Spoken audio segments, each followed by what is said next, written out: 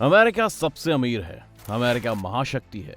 यहाँ माइक्रोसॉफ्ट है, गूगल है, यूट्यूब है। यहाँ ऐसा बहुत कुछ है जिसके बिना पूरी दुनिया में नॉर्मल लाइफ की कल्पना तक नहीं की जा सकती है। यहाँ का कोका कोला, डोमिनोज, मैकडोनल्ड्स जैसे प्रोडक्ट भी वर्ल्ड वाइड हिट हैं। पर कोई भी हर चीज में एक्सपर्ट नहीं होता। दुनिया भर में कई ब्रांड्स को मोनोपोली बना चुका अमेरिका एक मामले में झटके खाता है, और वो है कार का बाजार। केवल इंडिया ही नहीं, पूरी दुनिया के कार के बाजार में अमेरिका पूरी तरह से फेल होता आया है। पर ऐसा क्यों है? अमेरिकी कार कंपनीज ऐसा क्यों करती हैं जो वो दूसरे देशों में टिक नहीं पाती हैं? इसकी एक नहीं बल्कि कई वजह हैं, और ये सारी वजह आपको इस वीडियो में देखने के बाद समझ में आएगी। भारत दुनिया का चौथा सबसे बड़ा कार बाजार है।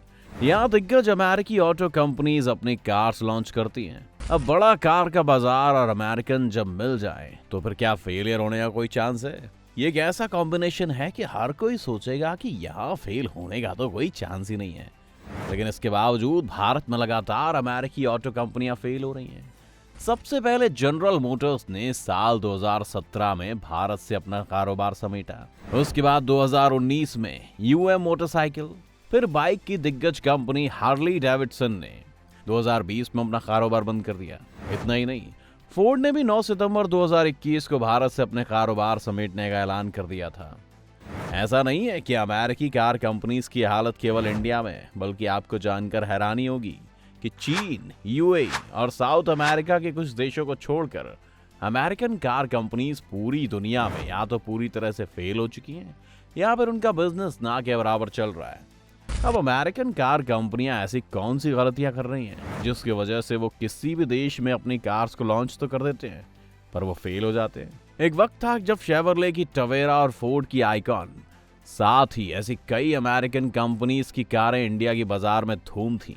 लेकिन चलते चलते ये कारें वापस अमेरिका ही चली गईं, जिसकी वजह ये है कि यहाँ कार खरीदने वाले क्लास को कंपनी ने समझा ही नहीं। हम सभी जानते हैं कि इंडिया में मिडिल और लोअर क्लास की मेजोरिटी है।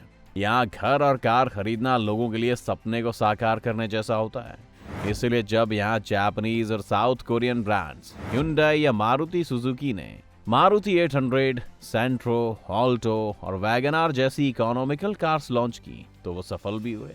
पर शेवरले और फोर्ड जैसी कंपनियों ने यहाँ के बाजार में मॉन्डियो, इंडीवर और ऑप्ट्रा जैसी गाड़ियां लॉन्च की। अब इन गाड़ियों के साथ समस्या ये हुई कि इनकी मेंटेनेंस काफी अधिक पड़ती थी, साथ ही इसके प्राइस भी काफी अधिक थे। वहीं इसके माइलेज की बात करें तो वो भी काफी कम था। हालांकि शुरू में तो सब कुछ सही रहा था, पर 2010 में अमेरिकन कार कंपनीज ने इंडिया के बाजार में रुचि लेना बंद कर दिया।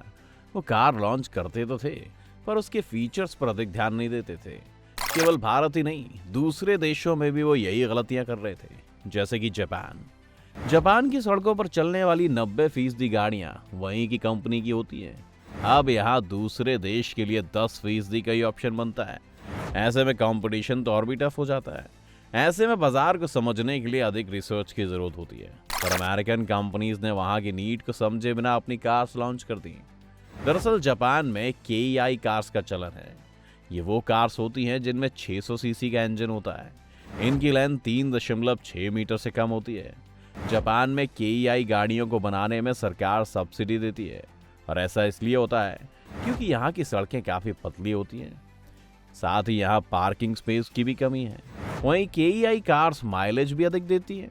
लेकिन फोर्ड ने जब जापान में अपनी सबसे छोटी कार लॉन्च की थी, उसका फीचर यहाँ के लोगों की डिमांड के हिसाब से बिल्कुल ही अलग था। इसका नाम फोर्ड फोकस था। यह कार जापान की मिड साइज हैचबैक कार से भी बड़ी थी। भाई ऐसे में अमेरिकी कारों को कौन तवज्जो दे? जहां तक भारत की बात है तो यहाँ फोर्ड और जनरल मोटर्स को टाटा और महिंद्रा जैसी कंपनियों ने उतनी टक्कर नहीं दी जितनी टक्कर इन्हें मारुति और हिंडई से मिली। इनके भारतीय बाजारों में ना चल पाने के पीछे कई कारण थे, जिनमें सबसे अहम था उन्होंने भारतीय कार बाजार के उस हिस्से पर भी फोकस नहीं किया जिसकी बिक्री सबसे ज्यादा होती थी। यानी यहाँ 3 से 5 लाख रुपए की कीमत वाली कार्स की बिक्री सबसे अधिक होती थी। पर फोर्ड के पास इस रेंज की कोई कार भारतीय बाजार के लिए नहीं थी। हाँ, इस सेगमेंट में उनकी एक कार फोर्ड फ्री स्टाइल तो थी, पर उसकी शुरुआती कीमत ही 6 लाख रुपए थी। वहीं दूसरे देशों की कंपनियों की कार्स जैसे ऑल्टो, वैगनार और स्विफ्ट जैसे मॉडल्स इसी रेंज के हैं। इतना ही नहीं, ज्यादातर अमेरिकी कंपनियों ने स्थानीय स्तर पर निर्माण करने पर जोर नहीं दिया, जिसकी वजह से उनके प्रोडक्ट हमेशा से महंगे रहे। करीब 89 से 90% पार्ट्स आयात किए जाते रहे। ऐसे में कीमत को लेकर वो भारतीय बाजार में दूसरी कंपनियों के मुकाबले नहीं चल पाई। अमेरिकन कार कंपनीज ने दूसरे देशों के मुताबिक ना तो इंजन और ना ही साइज का ख्याल रखा। इंडिया, जापान और यूरोप की कार्स के इंजन 1 से 2000 सीसी के होते हैं, वहीं अमेरिकन कार्स के इंजन 3000 से लेकर 6 से 7000 सीसी तक के होते हैं। कम से कम इंडिया में तो ऐसी कारों को काफी कम लोग ही खरीद पाएंगे। वजह वही है, मिडिल और लोअर क्लास वाले लोगों की संख्या काफी अधिक है, जो इस बजट की कार्स खरीदने का सिर्फ सपना ही देख पाते हैं। साथ ही अमेरिकन कार कंपनीज उन्हीं कार्स को दूसरे देशों में लॉन्च कर देते हैं जो अमेरिका में हिट हो जाते हैं। अब शेवरले बीट और फोर्ड इकोस्पोर्ट इसके सबसे बड़े उदाहरण हैं। अमेरिकन कार्स का इंडिया और दूसरे देशों में फेल होने की एक और बड़ी वजह है उनका अनरिलायबल होना। दुनिया भर में अमेरिकन कार्स के प्रति धारणा यह बन चुकी है कि उनकी कार्स विश्वसनीय नहीं होती हैं। पर यह बात आई कहां से? दरअसल कार्स की विश्वसनीयता को लेकर कई कंपनी सर्वे करती हैं। ऐसे में न्यूज एजेंसी कंपनी रॉयटर की रिपोर्ट बताती है कि जिन कंपनीज ने विश्वसनीयता के मामले में सबसे कम स्कोरिंग की है, उनमें अमेरिकी कार कंपनीज की संख्या सबसे ज्यादा है। दुनिया की तो बात छोड़िए, शायद यही वजह है कि खुद अमेरिका के देश में जापानी कंपनी टोयोटा ने सभी अमेरिकन कार कंपनीज को पीछे छोड़ अपना वर्चस्व कायम किया है। कहते हैं ना, नदी में उतरने वाला ही डूबता है, और बिजनेस में तो नफा नुकसान लगा ही रहता है, पर बाजी वही मारता है जो टिकने की कुव्वत रखता है। ऐसे में किसी भी कार कंपनी को ले लीजिए, रेनो, निसान, स्कोडा, ये तमाम कंपनियां पिछले कई सालों से इंडिया में नुकसान झेल रही हैं, जिनकी वजह इनकी कार्स की सेल में कमी आना है। पर काफी नुकसान उठा लेने के बाद भी ये सभी इंडियन मार्केट में बनी हुई हैं, और वो इसलिए क्योंकि इसके पीछे उन्होंने रिसर्च किया, फिर इंडिया की डिमांड के हिसाब से कुछ और कार्स लॉन्च की और अपने सेल के तालमेल को बनाए रखा।